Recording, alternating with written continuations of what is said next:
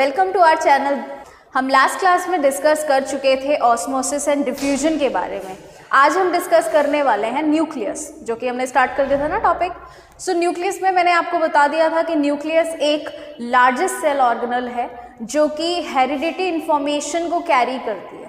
Heredity information क्या होता है? वही इंफॉर्मेशन जो कि हमारे पेरेंट्स से हमें इनहेरिट होती है और उनके फीचर्स फिर हमारे अंदर रिफ्लेक्ट होते हैं जैसे जैसे हम बड़े होते हैं। ओके, सो इन सब बातों को कैरी कर रहा है कौन? कर रहा है न्यूक्लियस कर रहा है। तो इस वजह से हम इसको बोल रहे हैं वेहिकल ऑफ हेरिडिटी। यहाँ तक आपने लास्ट क्लास में कर लिया था। अभी मैं आज आपको बता रही थी components of nucleus.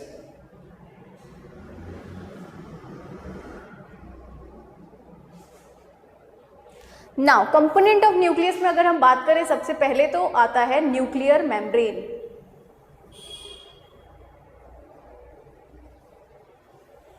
Nuclear membrane देखो, जैसे सेल मेम्ब्रेन था, सेल की बाउंड्री करने के लिए एक जो कवरिंग थी उसको आप सेल मेम्ब्रेन बोल रहे थे, राइट? ऐसे ही न्यूक्लियस की जो कवरिंग कर रहा है उसको हम बोल रहे हैं, उस मेम्ब्रेन को हम बोल रहे हैं न्यूक्लियर मेम्ब्रेन। यानी न्यूक्लियस की जो मेम्ब्रेन है न्यूक्लियर मेम्ब्रेन, सेल की जो मेम्ब्रेन है सेल मेम्ब्रेन। अच्छा, अब हम इसकी बात करेंगे तो अगर आप रिकॉल करोगे सेल मेम्ब्रेन के बारे में, तो मैंने आपको स्ट्रक्चर बताया था कि वो बाइलेयर है, ठीक है? वहाँ पे फॉस्फोलिपिड्स, प्रोटीन, कोलेस्ट्रॉल, ये सब चीज़ें हैं। तो सिमिलरली आप इसको अज्यूम करो कि ये डबल मेम्ब्रेन स्ट्रक्चर होता है, ये डबल लेयर की है।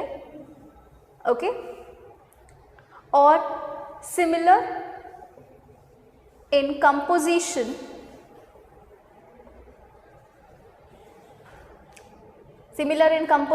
with cell membrane. जैसा सेल मेम्ब्रेन का कंपोजिशन है, जैसे कि उसमें फॉस्फोलिपिड, प्रोटीन, कोलेस्ट्रॉल, ये बातें मैंने आपको बताई थी, सेम वैसा ही यहाँ पे भी आपको कंपोजिशन देखने को मिलता है। ओके, तो ये हुआ न्यूक्लियर मेम्ब्रेन के बारे में। और सेल मेम्ब्रेन का और क्या रोल था? जैसे कि मॉलिक्यूल्स का ट्रांसफर हो रहा था, फाइन, डिफ्यूजन प्रोसेस से, पैसिव प्रोसेस से, एक्टिवली भी हो जाता है, ठीक है, चैनल्स होते हैं। इसी तरीके से यहाँ पर भी न्यूक्लियर मेम्ब्रेन हेल्प करता है चीज़ों का ट्रांसफ़र होने के लिए। ओके, तो चीज़ें जो हैं कहाँ से एंटर करेंगी? तो देखो, एक अगर मैं आपको रफ स्ट्रक्चर बताऊँ सेल का, तो सेल में जो आउटर स्ट्रक्चर है, हालांकि आपको मैंने प्रीवियस वीडियो में बहुत अच्छे से प्रोकैरियोटिक एंड यूकैरियोटिक सेल के स्ट्रक्चर्स बताए हुए हैं। तो यहाँ पे देखो, ये जो मेम्ब्रेन है इसको आप बोल रहे हो cell membrane, and this is nucleus. And nucleus की जो मेम्ब्रेन है, यानी इसकी हम बात कर रहे हैं न्यूक्लियर मेम्ब्रेन। ओके, तो हमारा जो टॉपिक है अभी ये चल रहा है न्यूक्लियर मेम्ब्रेन। तो इसके बाहर, यानी न्यूक्लियस के बाहर जो कंपोनेंट प्रेजेंट है सेल का, उसको आप क्या कहते हो? हम उसे बोलते हैं साइटोप्लाज्म। ओके, तो यानी न्यूक्लियस के बाहर कहने का मतलब क्या है? न्यूक्लियस के बाहर मतलब क्या? साइटोप्लाज्म, यानी चीज़ें साइटोप्लाज्म से अंदर जाएंगी और न्यूक्लियस से अगर कुछ बाहर आना है तो वो साइटोप्लाज्म के अंदर पहले बाहर आएगा, फाइन। लेकिन अगर हम बात कर रहे थे सेल मेम्ब्रेन के केस में, तो सेल मेम्ब्रेन के बाहर मतलब उसका एक्सटर्नल एनवायरनमेंट, फाइन। तो ये चीज़ें भी याद रखना, क्वेश्चन कभी कभी इस पे भी आ जाता है कि न्यूक्लियस के अंदर इनफ्लक्स हो रहा है वाटर मॉलिक्यूल्स का, सपोज, ओके, या फिर कुछ सॉल्यूट मॉलिक्यूल्स एंटर कर रहे हैं, तो वो कहाँ से आ रहे होंगे? तो सर उसका सराउंडिंग क्या होगा? तो सराउंडिंग उसका क्या लिखने वाले हैं हम? साइटोप्लाज्म। ओके, तो ये चीज़ आपको स्ट्रक्चर के बिहाव पे क्लियर हो जाएगा। नाउ नेक्स्ट कंपोनेंट आप पढ़ते हो, तो देखो यहाँ पे जो ट्रांसफर करने के लिए जो फोर्सेस और जो प्रोसेसेस रिक्वायर्ड हैं, जैसे सेल मेम्ब्रेन में रिक्वायर्ड था डिफ्यूजन एंड ऑस्मोसिस, तो सिमिलरली यहाँ पे भी वही प्रोसेस भी काम कर जाएंगे। Okay, now next is nuclear pore. तो न्यूक्लियर पोर में देखो क्या होता है, जगह जगह यहाँ पर न्यूक्लियर मेम्ब्रेन में ही आप कह सकते हो कि पोर लाइक स्ट्रक्चर्स फॉर्म हो रहे हैं, और वो भी क्या कर रहे हैं? जो मॉलिक्यूल्स हैं, जो सब्सटेंसेस हैं, जो थिंग्स हैं, उनको हेल्प कर रहे हैं इन एंड आउट के लिए, फाइन। तो ये जहाँ पर न्यूक्लियर मेम्ब्रेन का जो कवरिंग है वो थिन हो जाता है जगह जगह, उस पोर्शन को आप बोलते हो न्यूक्लियर पोर। ओके, तो आपको सिर्फ इतना जनरली याद रखना है कि इसमें न्यूक्लियर पोर भी होता है, fine. Next thing is nucleolus. Now what is nucleolus? तो देखो ये एक स्फेरिकल स्ट्रक्चर प्रेजेंट होता है न्यूक्लियस के अंदर. Spherical structure present in nucleus. Fine. तो don't get confuse with the spelling. यहाँ पे देखो न्यूक्लियोलस मैंने लिखा है और जो हम पढ़ रहे हैं वो न्यूक्लियस पढ़ रहे हैं. फाइन. तो न्यूक्लियस होता है ये पूरा जो स्ट्रक्चर आप देख रहे हो साइटोप्लाज्म के अंदर स्फेरिकल स्ट्रक्चर, इसको आप न्यूक्लियस कहते हो. और जो न्यूक्लियस के अंदर आपको स्फेरिकल एक और स्ट्रक्चर दिखता है, इसको आप बोलने वाले हो न्यूक्लियोलस. ओके. तो ये न्यूक्लियोलस मतलब न्यूक्लियस के अंदर है. फाइन. तो स्पेलिंग आपको देखना है, इसका स्पेलिंग और इसका स्पेलिंग में डिफरेंस है. ओके. नाउ क्वेश्चन आ जाता है what is the role of this nucleolus. इसका काम क्या होता है? तो इसका काम है role in ribosome synthesis. Role in ribosome synthesis. Ribosome मैं आपको बताऊंगी आगे क्या होते हैं. ठीक है. तो राइबोसोम कुछ ऐसे प्रोटीन के बने हुए स्ट्रक्चर्स होते हैं जो प्रेजेंट होते हैं सेल में, उनका फॉर्मेशन होता है न्यूक्लियोलस के अंदर. ओके. तो ये एक साइट हो गया जहां पे राइबोसोम बनता है. Next thing is nucleoplasm. तो देखो न्यूक्लियोप्लाज्म जैसे हम अब यहां पे आप देखिए सेल, ये पूरा सेल है. इस सेल के अंदर जो लिक्विड और जो सेमी फ्लूइड कंटेंट जो प्रेजेंट है, यहाँ पे सेमी सॉलिड कंटेंट यहाँ पे जो प्रेजेंट है, आप उसको बोलते हो साइटोप्लाज्म. मतलब सेल के अंदर साइटोप्लाज्म. ओके. सेल का फ्लूइड साइटोप्लाज्म. ऐसे न्यूक्लियस के अंदर भी सेम टाइप का कंपोजिशन वाइज फ्लूइड प्रेजेंट होता है, उसको आप बोलते हो न्यूक्लियोप्लाज्म. ओके. सो न्यूक्लियस के अंदर जो फ्लूइड प्रेजेंट है उसको आप बोलते हो न्यूक्लियोप्लाज्म, एंड जो सेल के अंदर फ्लूइड प्रेजेंट है आप उसको बोलते हो साइटोप्लाज्म. फाइन. तो देखो ये न्यूक्लियस के अंदर वाला कंटेंट है जो मैंने आपको बताया. अब इसका रोल क्या होता है? ये तो मैंने आपको बता ही दिया कि ये semi solid fluid present in nucleus. Okay. अब इसका रोल क्या होता है? देखो साइटोप्लाज्म और न्यूक्लियोप्लाज्म का रोल यही होता है कि सेल को एक ऐसा प्लेटफॉर्म दे दे. सेल के अंदर एक ऐसा मीडियम क्रिएट कर रहा है जहां पर डिफरेंट काइंड के केमिकल रिएक्शंस होने वाले. फाइन. अभी कोई जगह तो चाहिए ना. हम कहते हैं कि हम रेस्पिरेशन करते हैं, हम सांस लेते हैं. तो सांस लेने का मतलब ये नहीं कि आपने ऑक्सीजन लिया और कार्बन डाइऑक्साइड रिलीज आउट कर दिया. वो ऑक्सीजन अंदर हमारे कहाँ जाती है? लंग्स से होते हुए ब्लड में जाती है. ब्लड से होते हुए कहाँ जा रही है? सेल के अंदर जाती है. फाइन. सेल के अंदर अब कहाँ जा रही है? मतलब ये सेल यहाँ पे पहुंच गए. हम इस सेल के अंदर वो गई है साइटोप्लाज्म में. ओके. फिर साइटोप्लाज्म से होते हुए उसका रोल आता है माइटोकॉन्ड्रिया के अंदर. तो ये एक प्लेटफॉर्म हो गया ना. मतलब अगर ऐसा कुछ कंडीशन या मीडियम ही प्रेजेंट नहीं होगा जहाँ पे ये सारे इंग्रेडिएंट्स आएँ और काम करें, तो ये फिर एक कोई फिजिबल कंडीशन नहीं होगी सेल के लिए. फाइन. कोई भी केमिकल रिएक्शन या फिर कोई भी केमिकल एक्टिविटी, एंजाइम्स की एक्टिविटी नहीं हो पाएगी.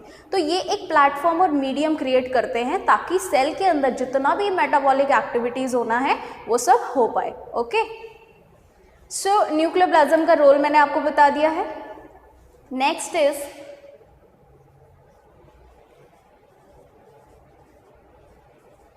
Nucleic acid. तो देखो न्यूक्लिक टर्म सुनते ही आप समझ जाओ कि न्यूक्लिक मतलब न्यूक्लियस के अंदर क्या प्रेजेंट है? एसिड. ओके. तो उसका नेचर एसिड जा रहा है. अब वो क्या है? तो हमारे पास हैं दो बातें, DNA and RNA. But in living organism सिर्फ डीएनए प्रेजेंट होता है as a genetic material. Although nucleic acid के दो टाइप होते हैं, डीएनए होता है और आरएनए होता है. फाइन. लेकिन लिविंग ऑर्गेनिज्म में सिर्फ डीएनए होता है. लेकिन क्योंकि हम पढ़ेंगे ना, दोनों को पढ़ना है, तो यहाँ पे मैं फिलहाल के लिए आरएनए भी लिख रही हूँ. ओके. तो ये कंटेंट यहाँ पे प्रेजेंट है. इस चीज़ को लेकिन आप वैसे अलग से रखना दिमाग में, सिर्फ डीएनए प्रेजेंट होता है लिविंग ऑर्गेनिज्म में, जो कि हम न्यूक्लियस पढ़ रहे हैं उसके हिसाब से ये नहीं होगा, क्योंकि लेकिन ये डीएनए के साथ आरएनए पढ़ना इंपॉर्टेंट है, इसलिए मैं यहाँ पे आपको ये बता रही हूँ। फाइन। सो तो ये जो टॉपिक है ये अब डीएनए यानी न्यूक्लिक एसिड का जो टॉपिक है ये होने वाला है अब अलग से टॉपिक। फाइन, क्योंकि इनमें तो सिंपल बातें हैं। तो अब हम स्टार्ट करते हैं अपना टॉपिक न्यूक्लिक एसिड के बारे में, डीएनए एंड आरएनए। ओके, देखिए अब नेक्स्ट टॉपिक है आपका न्यूक्लियस के अंदर ही जो ये कंपोनेंट होता है न्यूक्लिक एसिड। तो हम न्यूक्लिक एसिड में डिटेल में दोनों चीजें पढ़ेंगे, डीएनए एंड आरएनए। ओके, सो सबसे पहले मैं आपको बता दूं यहाँ पे ये जो है nucleic acid nature wise it is a polymer, ये होता है पॉलीमर। अब आप लोगों को पता होना चाहिए पॉलीमर का मतलब क्या होता है। तो पॉलीमर का मतलब होता है चेन ऑफ मोनोमर, मतलब मोनोमर का एक लंबा चेन टाइप आप अगर बनाते हो तो आप उसको पॉलीमर कहते हो। अब आपको मोनोमर पता होना चाहिए। तो मोनोमर क्या होता है? सिंगल यूनिट, किसी भी चीज़ का सिंगल यूनिट। जैसे कि अगर आपको मैं सिंपल एग्जांपल दूं, सपोज जो माला होती है, सपोज फूलों की माला हो गई, मोतियों की माला हो गई, तो उसमें जो एक फूल आप ले रहे हो, ठीक है, फिर आप नंबर ऑफ फूल्स you are using and you are making one big माला। ओके, तो सिमिलरली एक जो फ्लावर है वो एक मोनोमर हो गया। ऐसे बहुत सारे फ्लावर जुड़ के क्या बना रहे हैं? एक बड़ी माला, यानी उस माला को आप कह सकते हो पॉलीमर। गेटिंग? सो आपको ये सारे टर्म्स आपको क्लियर होने चाहिए पहली बात तो, क्योंकि क्वेश्चन कभी कभी ऐसे भी आ जाता है which among the following given option is not an example of polymer. तो पहले आपको पता होना चाहिए पॉलीमर होता क्या है, फिर तो आप बता पाओगे ना कि ये पॉलीमर है या नहीं है। ओके, तो ये थोड़ा सा केमिस्ट्री का पॉइंट चला जाता है, केमिस्ट्री से रिलेटेड है, although you should know the exact meaning of polymer. Okay, so polymer हो गया यानी चेन है मोनोमर का। ओके, तो मैं यहाँ पे पहले टाइप्स आपको बता दूँ। तो यहाँ पे अगर हम टाइप्स की बात करें तो टाइप्स होते हैं दो, डीएनए एंड आरएनए, जो कि बहुत इंपॉर्टेंट है। तो नाउ नेक्स्ट इज टाइप्स। तो टाइप्स मैंने आपको बताया है DNA and RNA. Now first of all हमें पता होना चाहिए कि इन दोनों का डेफिनेशन क्या होता है। फाइन, तो डेफिनेशन की अगर हम बात करें तो डीएनए का मतलब होता है D oxy ribo nucleic acid. It is not ribose nucleic acid. Fine, उसको आप अलग से बोल सकते हो डी ऑक्सी राइबोज शुगर, ठीक है, वो अलग से हम उसके सब यूनिट की जब हम बात करते हैं तब हम बोलते हैं D oxy ribose sugar. Fine, लेकिन जब आप पूरे बल्क में डीएनए की बात कर रहे हो तब आप हमेशा बोलते हो D oxy ribo nucleic acid. Okay, so similarly RNA का फुल फॉर्म है राइबो न्यूक्लिक एसिड। तो देखो ये हो गए दो टाइप के आपके nucleic acids, DNA and RNA. अब हम स्टार्ट कर लेते हैं और कुछ बातें मैं आपको बता देती हूँ न्यूक्लिक एसिड की। तो देखो दूसरी बात तो मैंने आपको टाइप बता दिया, तीसरी बात मुझे बतानी है कि इसका मोनोमर क्या होगा। अच्छा, ये तो पता चल गया कि भाई डीएनए और आरएनए दोनों ही पॉलीमर हैं, ठीक है, क्योंकि यही तो डेफिनेशन कह रही है ना न्यूक्लिक एसिड की, कि न्यूक्लिक एसिड वो होते हैं जो पॉलीमर होते हैं, और पॉलीमर मतलब जो चेन होते हैं किसी एक चीज़ के, मोनोमर के, यानी ये डीएनए और आरएनए दोनों ही पॉलीमर है। अच्छा, तो इनका मोनोमर कौन है? तो क्वेश्चन इस पे भी आता है कि डीएनए का मोनोमर क्या है, which of the following given option is monomer of DNA. आपको राइट ऑप्शन फिर चूज करना है। तो यहाँ पे देखो मोनोमर क्या होता है, monomer of nucleic acid is nucleotide. अब ये टर्म क्या हो गई भाई, ये टर्म क्या है? तो कुछ नहीं है, ये मोनोमर जो है ना उसका नाम है, ठीक है। जैसे मैं कह रही हूँ ना कि एक ये तो पॉलीमर हो गया था, उसमें मोनोमर क्या है? मैंने कहा था वो फूल हो गए, वो मोती हो गए, तो ये उसका नाम है, ठीक है। तो ऐसे ही जो डीएनए और आरएनए होने वाला है वो एक तरीके का पॉलीमर होता है और उसके मोनोमर का नाम होता है, जैसे ये डीएनए का हो गया और आरएनए आप सिंगल स्ट्रैंड देखते हो, तो यहाँ पे एक जो भी सब यूनिट उसकी बन रही होगी उसका नाम है न्यूक्लियोटाइड। ये है इसका मतलब, ठीक है। तो ये टर्म बहुत इंपॉर्टेंट है। अच्छा, इससे रिलेटेड अब एक और टर्म आती है न्यूक्लियोसाइड। आपसे पूछ लिया जाता है what is the difference between nucleotide and nucleoside. हालांकि मोनोमर तो आपको ये याद रखना है, लेकिन ये चीज़ भी कभी कभी आपको मोनोमर के सेंस में आप अज्यूम कर सकते हो, क्योंकि पहले देखो ये बनेगा फिर ये बनता है, ठीक है। इसको ये बनाने के लिए और क्या चाहिए होता है, तो इसको एक और चीज़ चाहिए होती है फॉस्फेट, यहाँ पे फॉस्फेट मिसिंग है। फाइन, तो देखो अब न्यूक्लियोटाइड की हम बात कर लेते हैं फिलहाल, तब आपको न्यूक्लियोसाइड भी समझ आएगा। तो अभी होल्ड ऑन रखो, इन दोनों में क्या डिफरेंस है, अभी उसको होल्ड पे रखो, मैं अभी आपको बताती हूँ। पहले हम देख लेते हैं व्हाट आर द डिफरेंट सब units of nucleotide. Fine,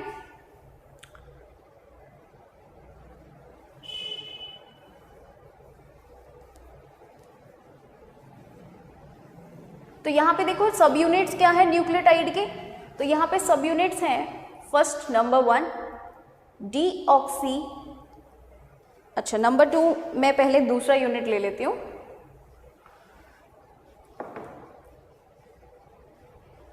nitrogenous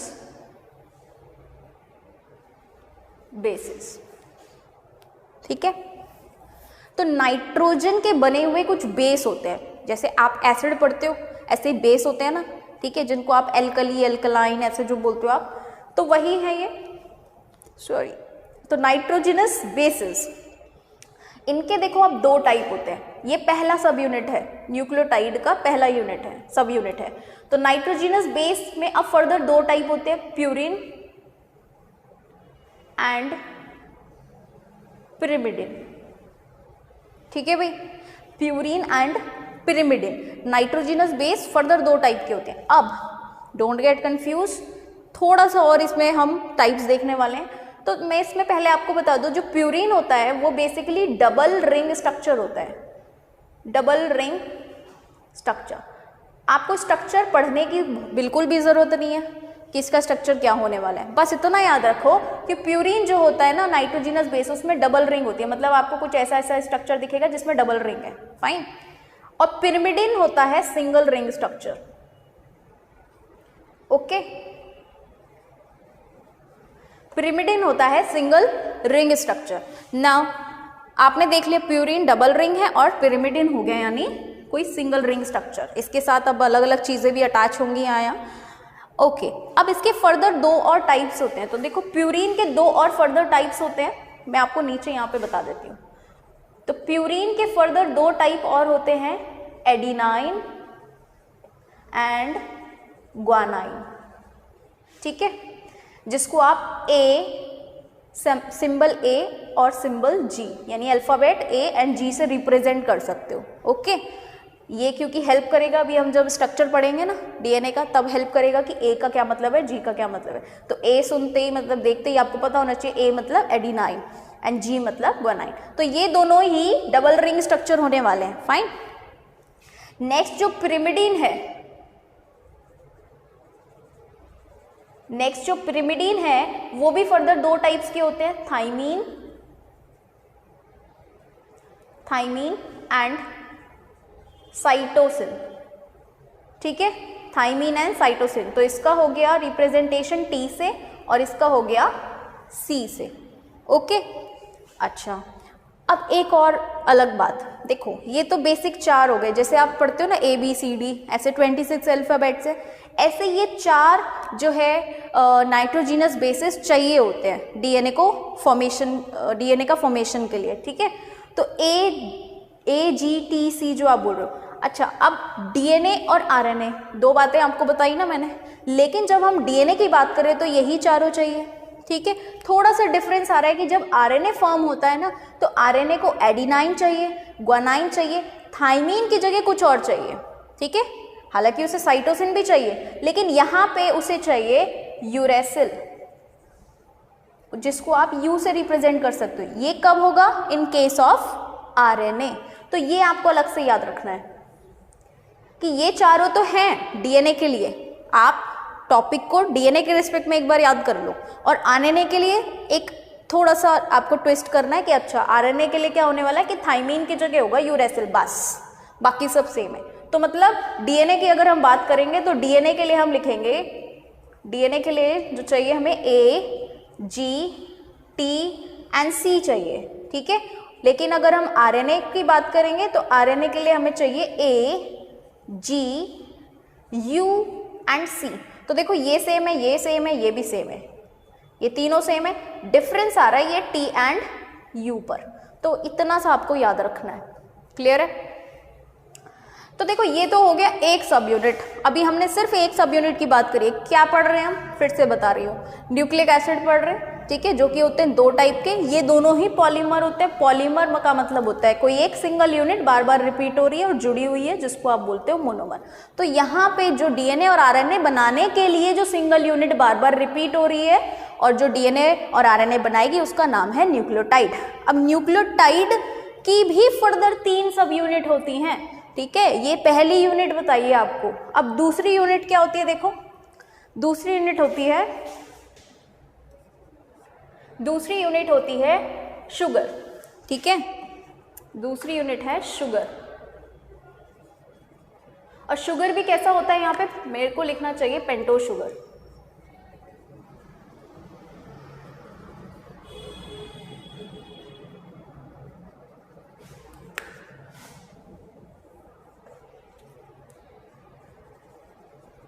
ठीक है, मतलब दूसरी चीज जो हो गई, जो बनाना है न्यूक्लियोटाइड, ठीक है, न्यूक्लियोटाइड बनाने के लिए दूसरी बात क्या चाहिए? पेंटोज शुगर, यानी 5 कार्बन का शुगर होना चाहिए। 6 कार्बन का शुगर, यू नो ना, 6 कार्बन शुगर क्या होता है? ग्लूकोज होता है, फ्रक्टोज होता है। ये सुने होंगे आपने टर्म्स, ग्लूकोज तो सुना ही होगा भाई, हर बिस्किट में होता है, ठीक है, ग्लूकोज के ड्रिप लगते हैं। तो वही चीज़ है ग्लूकोज। उसका जो, अगर आप स्ट्रक्चर लेवल पे बात करो आप, तो स्ट्रक्चर में होते हैं 6 कार्बन। तो यहाँ पे 6 कार्बन वाला शुगर नहीं चाहिए, यहाँ पे चाहिए 5 कार्बन वाला शुगर। तो इसीलिए हम इसको नाम बोलते हैं पेंटोज। जैसे आप 1 कार्बन वाले चीज़ को बोलते हो मोनो, ठीक है, फिर di, tri, tetra, pentose, hexose, heptose, इस तरीके से, ठीक है। तो ये भी एक वे है आपको असाइन करने का, नंबर ऑफ कार्बन एटम। तो आपको समझना है पेंटोज शुगर मतलब 5 कार्बन है, इस बात का मतलब ये होता है। अब शुगर भी डिफरेंट होते हैं। देखो अगर हम डीएनए की बात कर रहे हैं तो शुगर होगा डीऑक्सी राइबोज शुगर, ठीक है, ये शुगर होने वाला है डीऑक्सी राइबो शुगर, जिस वजह से डीएनए का फुल फॉर्म जा रहा है deoxy ribo nucleic acid, getting. तो ये है वो शुगर का नाम। अब हम राइबोज लिख सकते हैं, ठीक है। और आरएनए की अगर हम बात करें तो यहाँ पे शुगर का नाम होता है राइबोज शुगर, ठीक है। अब देखो इसको कैसे समझोगे। अगर मुझे डीएनए बनाना है, चलो मैं पहले तीसरा यूनिट और लिख देती हूँ। तो तीसरा यूनिट होता है फॉस्फेट, ठीक है, फॉस्फेट। तो अब मुझे डीएनए बनाना है, ठीक है भाई, मेरे को रेसिपी डीएनए की पता है कैसे बनानी है। तो मुझे चाहिए पहले तो नाइट्रोजिनस बेस। तो मैं कौन से नाइट्रोजिनस बेस उठाऊंगी? एडिनाइन, गुआनाइन, थाइमीन, साइटोसिन, ठीक है, यही 4 उठाने हैं ना, ये वाले। इसको नहीं करना है क्योंकि ये तो आरएनए के साथ जाएगा ना। ओके, नाउ नेक्स्ट मुझे क्या चाहिए होगा? मुझे चाहिए डीऑक्सी राइबोज शुगर। तो मैंने डीऑक्सी राइबोज शुगर उठा लिया। और लास्ट मुझे चाहिए फॉस्फेट, ठीक है। अब इनको घोल दो, बन गया डीएनए। नहीं, ऐसे डीएनए नहीं बनेगा। Okay, now next is RNA. RNA के लिए मुझे पता है रेसिपी क्या है, AGUC, एंड यहाँ पे शुगर होने वाला है ribose sugar, okay, and the next thing is phosphate. बस इतना सा याद रखना है आपको कि डिफरेंस कहाँ पे, एक तो ये T, ये U, ये इसका शुगर का नाम डीऑक्सी राइबोज, ये राइबोज हो गया, और फॉस्फेट सेम है। तो ये तीनों चीजें मिलके इन्होंने क्या बना लिया? न्यूक्लियोटाइड। मतलब ये तीनों जब मिल जाते हैं, अब इन तीनों को इकट्ठे आप जब आप बात कर रहे हो तो इसको आप बोलोगे ये बना है एक न्यूक्लियोटाइड। यानी ऐसे बहुत सारे न्यूक्लियोटाइड 1, न्यूक्लियोटाइड 2, न्यूक्लियोटाइड 3 जुड़ेंगे, तब जाके आपका बनेगा पॉलीमर। और वो पॉलीमर डीएनए भी हो सकता है, आरएनए भी हो सकता है, डिपेंड करता है कि आपने न्यूक्लियोटाइड कैसे बनाया है। क्लियर है इतना? ओके, अच्छा, अब मुझे एक और चीज़ आपको बतानी है फटाफट से कि न्यूक्लियोटाइड एंड न्यूक्लियोसाइड में क्या डिफरेंस होता है। तो बहुत छोटा सा डिफरेंस है यहाँ पे भी। तो इधर आ जाइए, आप इधर देखो। तो न्यूक्लियोटाइड में देखो मैंने आपको बताया है कि यहाँ पे 3 क्या बातें चाहिए, मैं शॉर्ट फॉर्म में लिख रही हूँ। एक तो मुझे चाहिए नाइट्रोजिनस बेस, ठीक है, नाइट्रोजिनस बेस प्लस जो है शुगर प्लस फॉस्फेट, ये तीनों के कॉम्बो से मुझे क्या मिलने वाला है, न्यूक्लियोटाइड। और न्यूक्लियोसाइड जो मैं आपको बता रही थी, न्यूक्लियोसाइड क्या होता है, तो देखो उसमें होता है nitrogenous base plus sugar plus, sorry यहाँ पे फॉस्फेट नहीं होगा, बस ये दो चीज़, ठीक है। तो यहाँ पे फॉस्फेट नहीं है, ये आपको याद रखना है, यहाँ पे फॉस्फेट नहीं होता। यहाँ पे तीनों चीज़ होंगी, नाइट्रोजिनस बेस, शुगर, फॉस्फेट। यहाँ पे होगा सिर्फ नाइट्रोजिनस बेस एंड शुगर। अब आप इसको याद कैसे करोगे, भूल जाओगे नहीं तो, है ना। न्यूक्लियोटाइड और न्यूक्लियोसाइड भूल गए भाई क्या था, किसमें फॉस्फेट था किसमें नहीं था, है ना। क्योंकि कुछ बच्चों के लिए ये चीज़ें बहुत नई है, बहुत नई है, उनको नहीं पता, बिल्कुल भी आइडिया भी नहीं है क्या चल रहा है ये। लेकिन आपको पढ़ना तो है ना।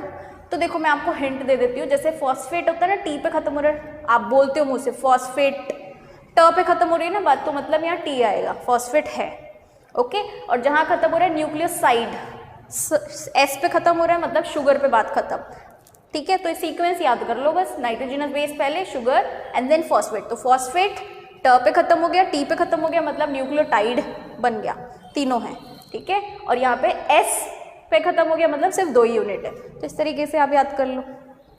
तो ये आपके लिए छोटा सा ट्रिक हो गया बायो का, ओके।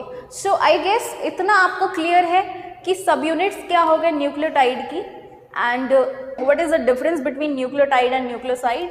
डीएनए और आरएनए में छोटा सा मैंने आपको डिफरेंस बताया, हालांकि और भी डिफरेंसेस होते हैं, मैं आपको बताऊंगी, ठीक है। तो दिस मच इज क्लियर। सो आज के टॉपिक में हमने देखा डीएनए और आरएनए के बारे में, ओके। अभी भी कुछ डिफरेंसेस बाकी हैं, जैसे कि मैंने आपको स्ट्रक्चर्स बताना है, ठीक है। स्ट्रक्चर ऑफ डीएनए क्या होता है, उसमें कितने टाइप्स के बॉन्ड होते हैं, जो कि बहुत इंपॉर्टेंट है कॉम्पिटिटिव एग्जाम्स के पॉइंट ऑफ व्यू से। तो वो नेक्स्ट सेशन में हम करेंगे, तो हमारे साथ जुड़े रहें। आप वीडियोज़ को लगातार लाइक एंड कमेंट करते रहें, आपके जो भी डाउट्स हैं आप हमें बताते रहें, हम ज़रूर उन पर फोकस करेंगे और आपके सारे डाउट्स को क्लैरिफाई करेंगे, ओके। सो आप हमारे साथ बने रहें। जय हिंद।